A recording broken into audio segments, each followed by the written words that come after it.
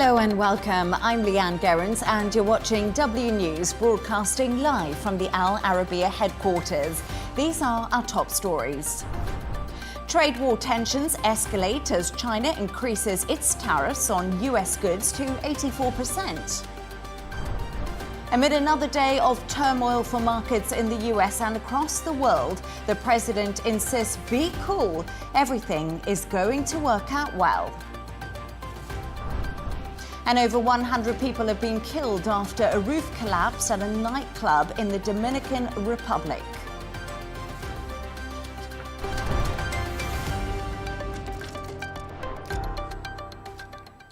To our top story, trade war tensions between the world's two biggest economies have continued to escalate as China increases its tariffs on US goods to 84%.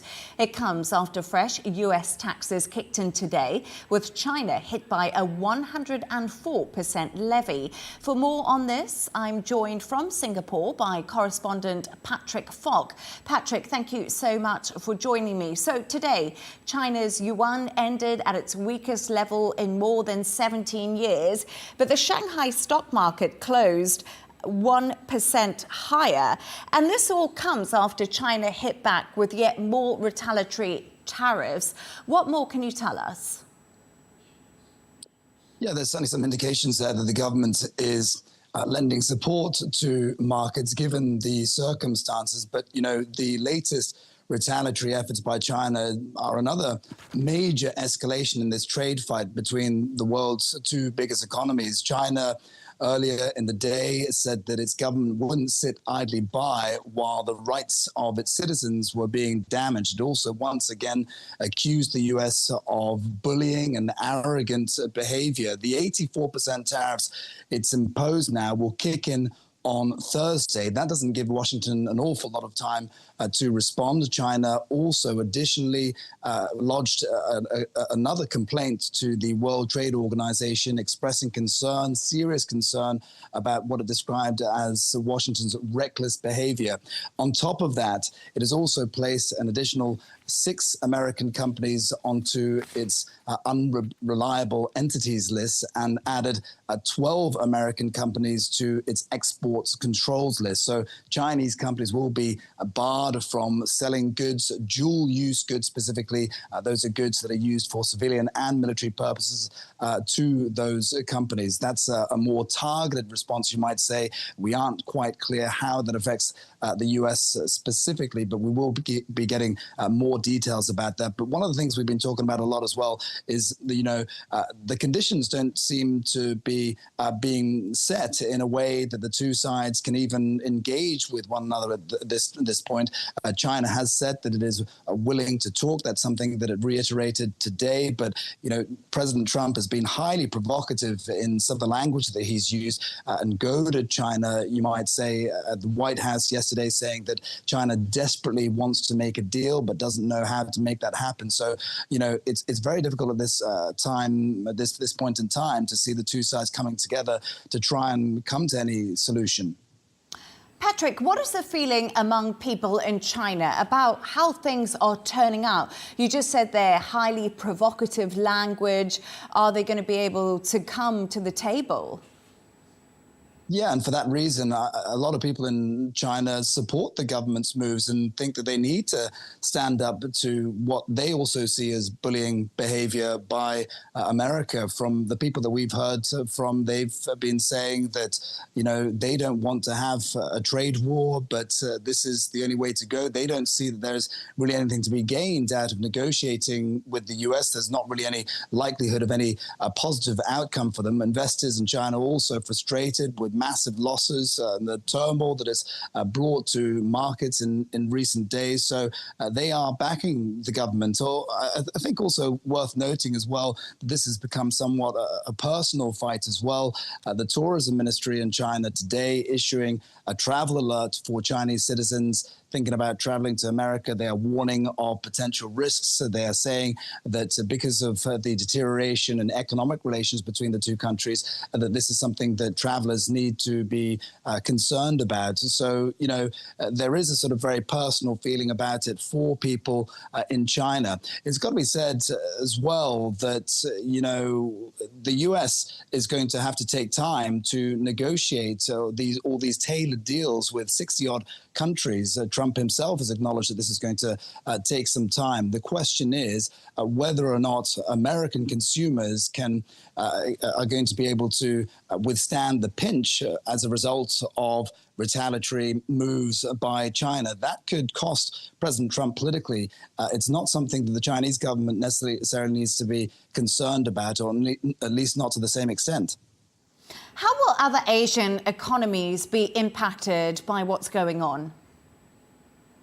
Well, as we've said before, Asian economies, because of their close relations with both the US and China, are likely to be heavily impacted by all of this. A lot of countries have lowered their growth forecasts for this year, and there's a lot of concern from several different countries, many in Southeast Asia, in particular in Singapore. We heard Prime Minister Lawrence Wong just a couple of days ago talk about how America's actions are not the sort of actions that you take against a friend. He also said that Trump's tariffs marked a turning point, a profound turning point, and the world was entering a new phase of global affairs. He said that it was one that was more arbitrary, more protectionist, and more dangerous.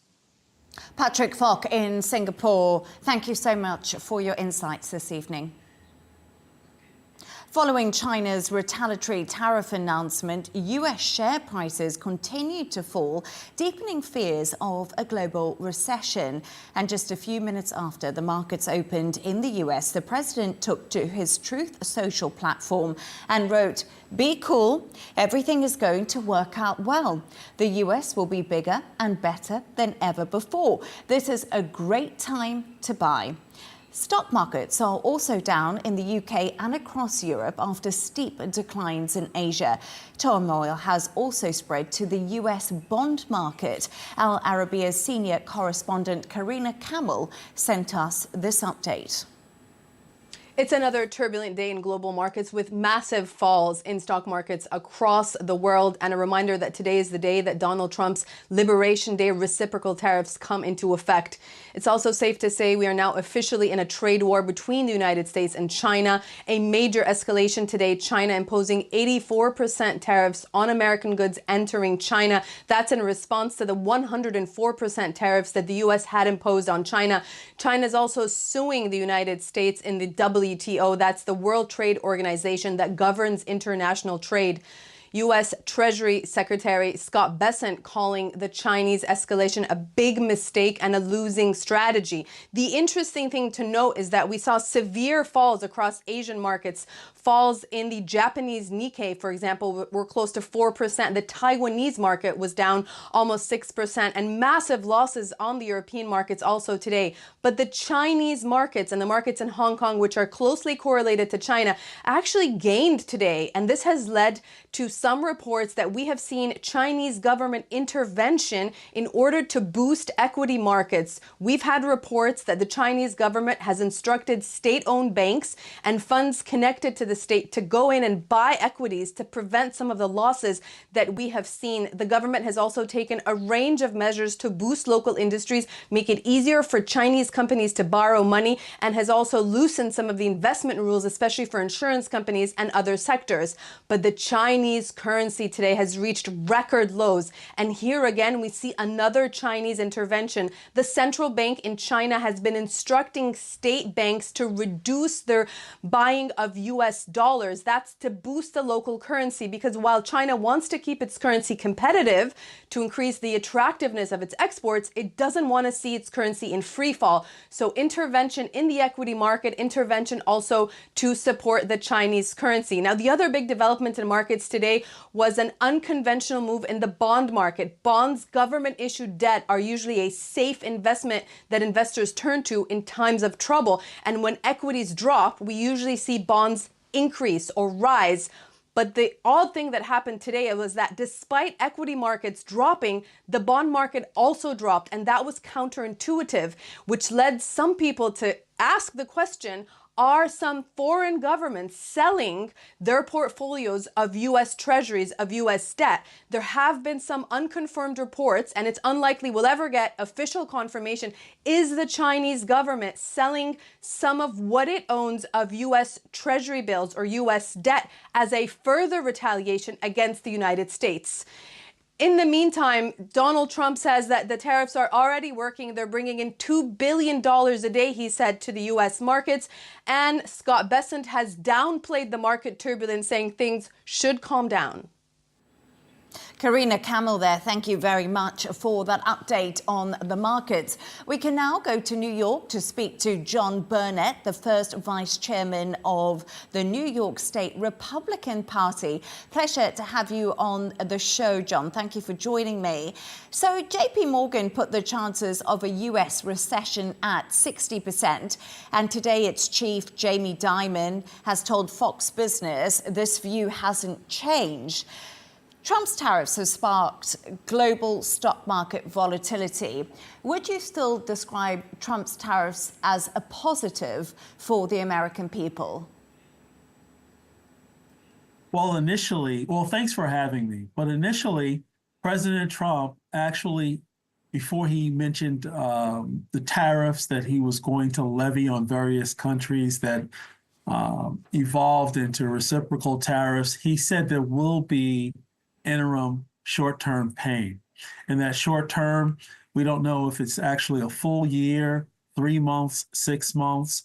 But in order to restructure the global trade order that many people within America on the left, right, and center said that has been imbalanced for quite some time, there's going to be some type of friction during that process. And that's what we're seeing play out with countries like Canada, countries within the EU, as well as China. So we can expect this volatility both in the stock market as well as the balance of trade, if you will, with regard to tariffs and non-monetary trade barriers, at least for the foreseeable future with regard to, let's say, the second quarter. So Donald Trump is urging everyone to be cool on social media as the markets in the US have lost billions of dollars. It's been completely wiped off.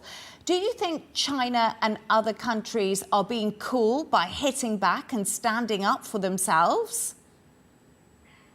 Well, I think it's expected. Countries have they're fighting for their own constituency. So I would have expected China to retaliate with a tariff. Right now, it's a 104% tariff that U.S. has imposed on China, and I believe China has retaliated with an 84% tariff. But I think they'll eventually come to the table and discuss how free and how fair trade will go forward. Now, as you heard reports, many companies are, I won't say fully pulling out of China, but they're committed to investing more money onshore here in America, as well as maybe perhaps move some operations to other countries. And China has to make a decision whether or not it will double down on its tariffs, possibly sell some U.S. treasuries, as you alluded to, in terms of the possibility, or some other elements, but their economy is not as strong as people think it is. And I think that's one of the reasons why President Trump is striking at this particular time, trying to make sure that China doesn't manipulate his currency, try to get some deals on forced partnerships and IP protections, as well as reduce the monetary tariffs. So, John, who do you think is going to blink first, China or the US, as this trade war escalation continues? I was speaking to our correspondent from Singapore earlier, and he was saying that this is where the difficulty is coming in. There seems to be a standoff. You know, Trump wants to negotiate, China wants to negotiate, but no one's starting the conversation. Well, I think I would bet on President Trump. But that aside, I think people should actually look at the divestment and the speed to which companies make their decisions to diversify their supply chains and their operations outside of China. I don't see countries leaving America. I see countries investing into America. I don't see people, or I should say countries, I should say companies investing into China. So at this point in time, I think you have to see what decisions are made, where are they going? And I think China's looking at that same data to say, you know what?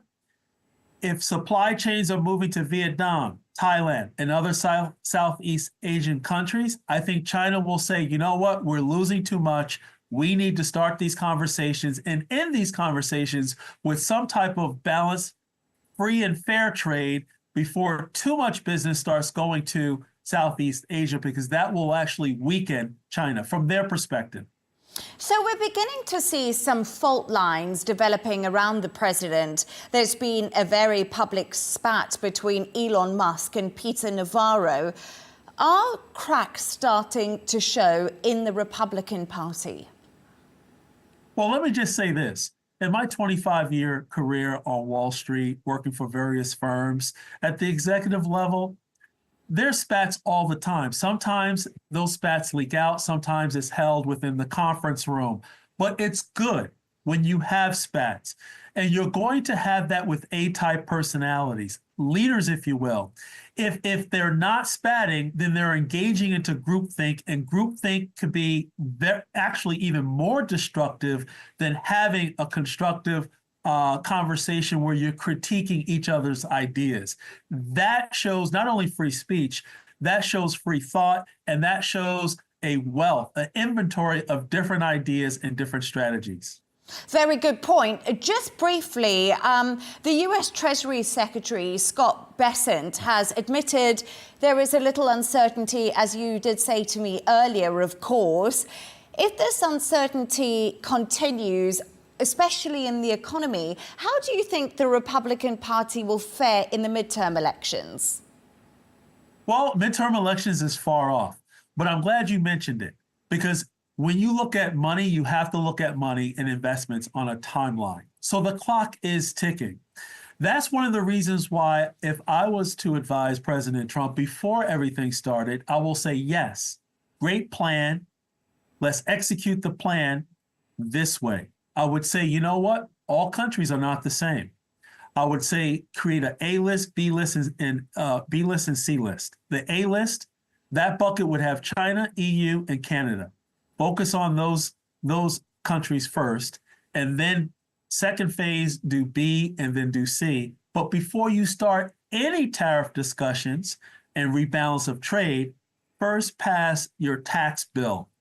Why? Because that would reduce the uncertainty. How so? Because people will be given, individuals and businesses will be given tax breaks. And Wall Street would have seen that as a positive. But if that, being that did not come first, and now we have a global trade war, the clock is ticking, and there's no big settlement or agreement with any particular big country, then that leads to fueling the fire of uncertainty on Wall Street. That's why we saw deep dives within the last week or so. So I think it's up to Congress right here in the U.S.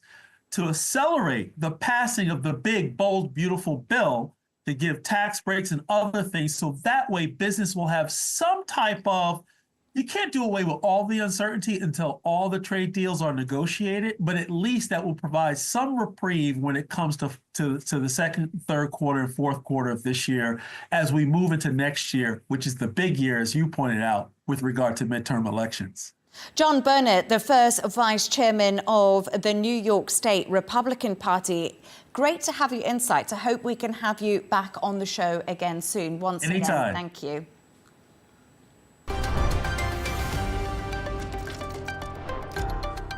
Now, over 100 people have been killed and many more have been injured after a roof collapse at a nightclub in the Dominican Republic. The incident happened in the early hours of Tuesday morning during a concert at the Jet Set nightclub. Hundreds of rescuers are still searching for survivors. Our correspondent, Sarah Firth, has the latest.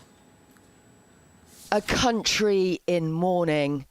The president of the Dominican Republic today visiting the scene of the nightclub roof collapse in Santo Domingo that has killed many and injured many more. People are still being pulled from the rubble and rushed to nearby hospitals. Emergency officials say more than 250 people have been rescued so far.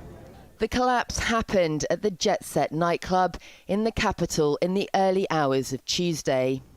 Rescue teams have been working through the night at the site, trying to find survivors. According to officials, emergency crews have sought heavier equipment to speed up the rescue process. In the case of the rescue intervention we are currently carrying out, the operation chief is intervening in 5 locations, and we are trying to intervene more quickly in 3. And every moment counts, with families of those caught in the disaster anxiously checking lists containing the names of those rescued. The impact of this tragedy written on their faces. Among the dead, a provincial governor and former Major League Baseball pitcher Octavio Dotel. The 51-year-old died on the way to hospital after being pulled from the debris. Locals have been donating blood to help treat those at the hospitals nearby, doing whatever they can to help. The well-known club, once the site of dancing, music and live performances, now the site of an ongoing rescue effort and a tragedy that has left the country grieving. Sarah Firth, Al Arabiya News.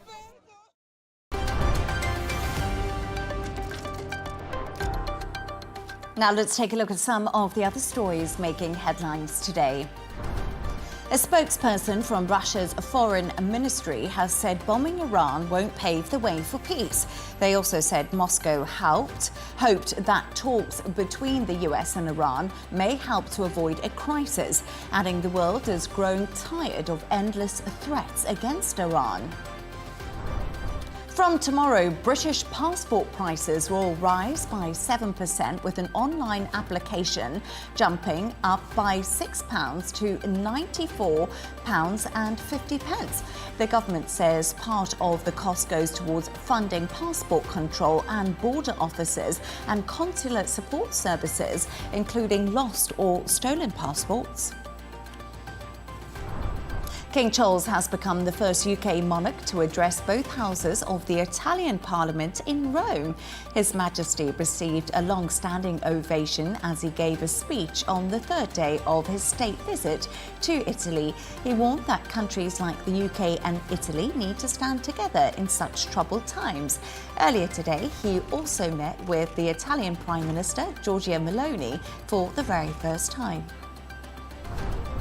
A US judge has ordered the Trump administration to restore the Associated Press's access to presidential events. It comes after the White House had blocked the news agency during a dispute over the term Gulf of America. The judge said the administration's restriction on AP journalists was contrary to the First Amendment, which guarantees freedom of speech.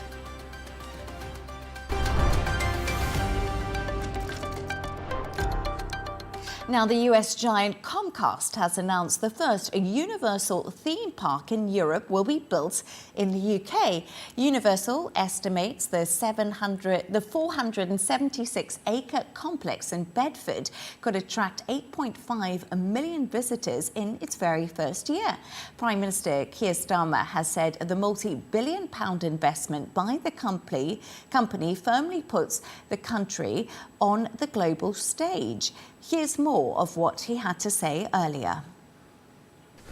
So this will drive growth here and across the country. Higher tourism, improved transport links and billions of investment. And, you know, people said to me, government will be a roller coaster, and I can testify to that. I don't think this is quite what they meant. But look, this is our plan for change in action, bringing investment, bringing opportunity, growth, jobs, and of course joy to Britain. And For more on this, I'm joined by correspondent Stuart Smith, who is in London. Stuart, the Prime Minister was keen to get across how good this is for Britain and highlighted it's part of the government's plan for change in action.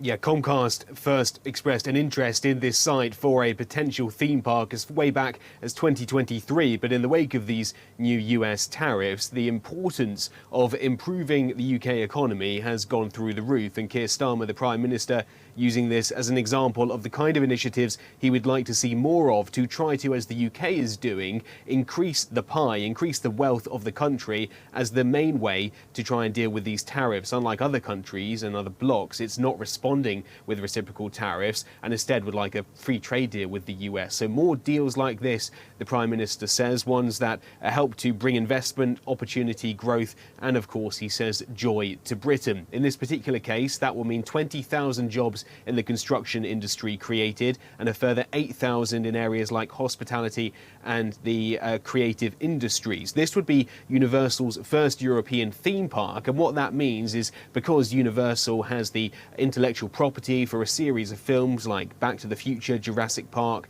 Minions, E.T., Kung Fu Panda, those are the kind of characters and kind of rides you might see at the theme park around those films, and similar in a way to the Harry Potter studio that England also hosts, which is managed by Universal as well. I would love to go on a Minions roller coaster, but Stuart, tell us more about the plans for the site. It's not just going to be a theme park, is it?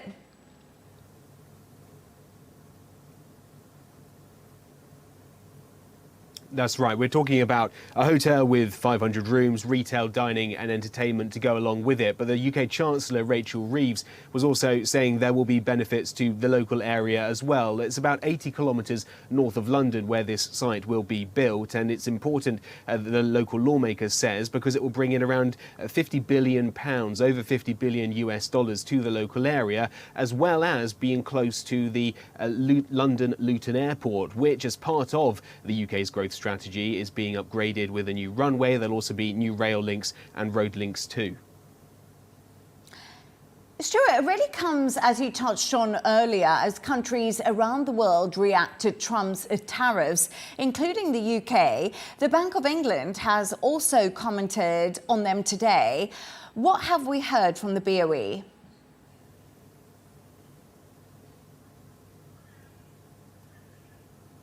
Yeah, this is a regular report which looks into the stability of the financial system. So it's not so much looking at responding to, for example, Trump tariffs, but of course that's essential as a test of what's going on in the UK financial system. And so the Bank of England, which publishes a report like this every 3 times per year, it says that the rising tariffs threaten to undermine global financial stability, that the sharp falls in asset prices are likely to continue, and we're likely to see more of them, they believe, and also that global economic growth is going to decline. However, and this is what the report is mostly about, it says the UK financial system is geared up for that. The stock markets responded as they should have. They allowed traders to respond to the change in the global economic outlook as they should, and the Bank of England said British households and businesses have so far remained resilient, and that UK banks are in a good place to function properly. So while there's global economic turmoil in the markets, the system itself here in the UK, the Bank of England says, is working as is designed.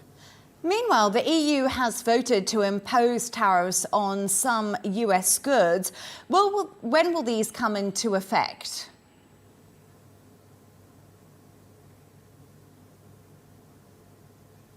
Yeah, they'll come into effect next week. And these, we should add, are the tariffs in response to the United States aluminium and steel tariffs and other metals as well. They're not in response to the latest round of tariffs that have hit nearly every country in the world. Those will come the week after. But these in and of themselves are pretty big. $23 billion US dollars worth of exports to the US, imports to the EU will now be affected by these new tariffs. The EU is going to stagger them because as it's tried to make clear it would rather negotiate this. It does not want to impose all of this extra tariffs on the United States businesses all at once. It wants to ramp up the pressure over the course of the year. So the first proportion of those will appear next week, but then there'll be later ones throughout the year, all the way till December, when the hardest ones are going to hit. And that is because it's soybeans, something that have already been hit very hard by Chinese tariffs in the United States. They tend to be grown, the ones exported to Europe, in Republican states, so putting pressure on particular political elements of the United States legislature.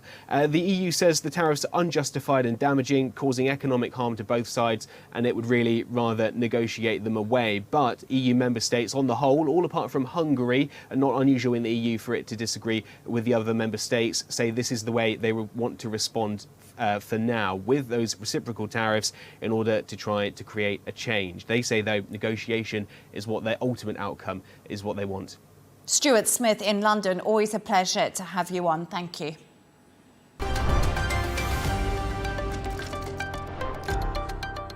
Let's take another look at some of the other stories making headlines today. Prince Harry has appeared in court for a second day of his case, challenging the level of security he receives in the UK. A government barrister has told the Court of Appeal his decision to step back from his life as a working royal resulted in a unique set of circumstances. Meanwhile, Prince Harry's lawyer warned his life is at stake. Australian Prime Minister Anthony Albanese and political rival Peter Dutton have debated for the first time before the federal election vote on the 3rd of May. Cost of living issues dominated the agenda, and the two leaders were also asked about US President Donald Trump's tariffs. 3 American citizens convicted for taking part in a failed coup in the Democratic Republic of Congo have been returned to the US. The trio were originally sentenced to death by a military court before their sentences were reduced to life imprisonment. They will serve the rest of their sentence in the US. And finally, sea lions are attacking beachgoers in California. Some of the animals are suffering from a neurological condition caused by a harmful bloom of algae that has spread across the iconic Southern California coastline. This particular algae bloom has appeared for years in a row, raising concerns it might be turning into an annual event.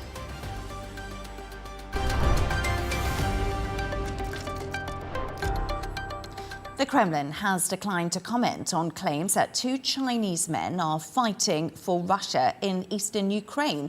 It comes after Ukrainian President Volodymyr Zelenskyy claimed forces had captured the pair and posted a video on X. For more on this, I'm joined by former US diplomat Donald Jensen. Donald, great to have you on the show. Thank you for joining me. Okay, so according to Volodymyr Zelenskyy, Ukraine has captured 2 Chinese nationals fighting for Russia. Why is this revelation attracting so much interest? Well, for a number of reasons. First of all, the role of China in the war. China plays a very, very ambiguous role. They try to be internationally a neutral arbiter of a settlement and to help bring it to a conclusion. But in fact, behind the scenes, as you see from this story, they are helping, tilting, as we say, toward the Moscow cause, supplying oil, technology, and that kind of thing. I would contrast it with, for example, the Saudi government, which has been a very productive, positive role in bringing a negotiated settlement along, and I hope we can get peace. The Saudi government role has been positive and constructive, but the Chinese are ambiguous. They say they're for peace. On the other hand, they're prolonging the war. And in the story we saw today, it's another example of China tilting to the Russians. My own contacts in Kiev, I would say, assure me that there are many more Chinese there than just the 2 that President Zelenskyy mentioned today. He's trying to downplay the story, in my view, because the Ukrainians depend on Chinese technology for drone technology systems and weapons like that. So he's trying to keep it in bounds while raising the white flag. So China, again, is trying to play both sides of the fence, and it's something that people increasingly are not willing to accept. But in the Kremlin, they would deny it, as they say. The Kremlin is desperately short of soldiers. The Kremlin loses 1,000 men a day, killed and wounded. We saw the North Koreans there in an official capacity, and the Chinese contingent there, and as I said, it's likely much larger. The Chinese contingent has Russian weapons, Russian uniforms, but there's no chance that volunteers would go from China to Russia without the knowledge of the Beijing authorities. Donald, I just want to sort of touch more on the point that you said. You said that sources have told you there's more Chinese soldiers fighting for Russia. What's the circumstances around this? Have Ukraine captured more and they don't want to come out and say it directly? Good question. I can't answer confidently without talking to my Ukrainian colleagues. Most likely they capture these too, but through a variety of capabilities, particularly electronic intercepts, they can track pretty clearly who's talking to whom. They can track pretty clearly where a lot of these soldiers are deployed. So I would guess, and I'm positive, there's no problem at all knowing that these are Chinese troops. The problem is that the thing now is they've captured some. They can put the video on the camera, as you've done. They can capture and point at them and say, look, we have proof.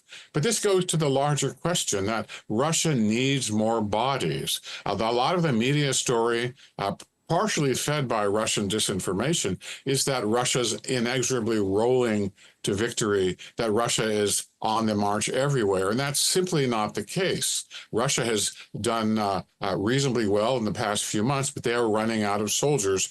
That's just the way that Zelenskyy is in Ukraine. So it's a crisis, a problem for both sides. But the problem for Putin is that he cannot call up a large contingent of draftees to join the army, because that would weaken the support for the war at home. So he's got to do it stealthily. He announced to call up about 60,000 last week. He can use North Koreans. Now it turns out he can use Chinese so-called volunteers. So what the Russians need is bodies. Their attacks are very bloody. They're not very sophisticated. And the more who are killed, as we've seen, it's been approaching 1 million. Donald, and wounded since the start of the war. Sorry, we just lost your connection there. I was please. just wondering if you could hear me, Donald. Fine, yeah, fine. Oh, great. Okay, Donald's back with us. Donald, just over what you were saying there, how embarrassing is it for the Russian President Vladimir Putin that the world, as you say, is almost noticing how difficult this is becoming for them? Well, he's been a very deft tactician, as we all know. He says one thing and does another. He sends out massive amounts of disinformation that they're about to roll into Kyiv. And unfortunately, some people in the West believe it. It's simply not true. And I would direct you to the testimony of NATO Commander Kovali last week in Washington, where he said the Ukrainian side, while needing weapons and support, is nowhere near collapse. By all signs, this war is going to go on for quite a few months, and the fact that the Chinese are now more obviously involved on the Russian side is something that I think a lot of people today, this morning here, are looking at with great dismay. And again, China has flirted with being an arbiter. The Indians have. Saudi has done a wonderful job. Saudi Arabia has done a wonderful job. But the Chinese frankly, they lose credibility as a neutral player when they do things like this. So I just want to bring you some breaking news that we have at the here. Zelenskyy says Russia is recruiting Chinese citizens via social media. Chinese officials are aware of this. So this is what we're hearing right now. How do you react to this? What do you make of that? I certainly are. That's exactly what we're talking about in our conversation right here. A lot of this war is high tech. A lot of the war is drones. A lot of the war is iPhones, where Russian soldiers are openly communicating with each other and apparently with the Chinese and North Koreans through uncovered social media, unsecured social media. This allows the Ukrainians to know pretty well what's going on, and certainly the Chinese authorities and certainly Vladimir Putin knows what's going on. But Putin is in a squeeze. As I said, he needs more bodies, and if the Chinese can provide even some, that, in his view, would help his cause, again, which is running into some hard times at home, not only because of the economic problems, but also because of the fact that if he drafts too many people, especially from Moscow and St. Petersburg, those young men have largely been immune to the draft. That is going to cause potential political unrest, and he doesn't want that at all.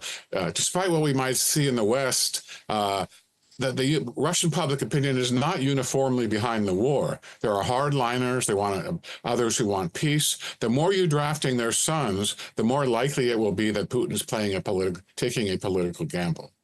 Former U.S. diplomat Donald Jensen, great to have you on the show, and thank you for your insights. Thank you.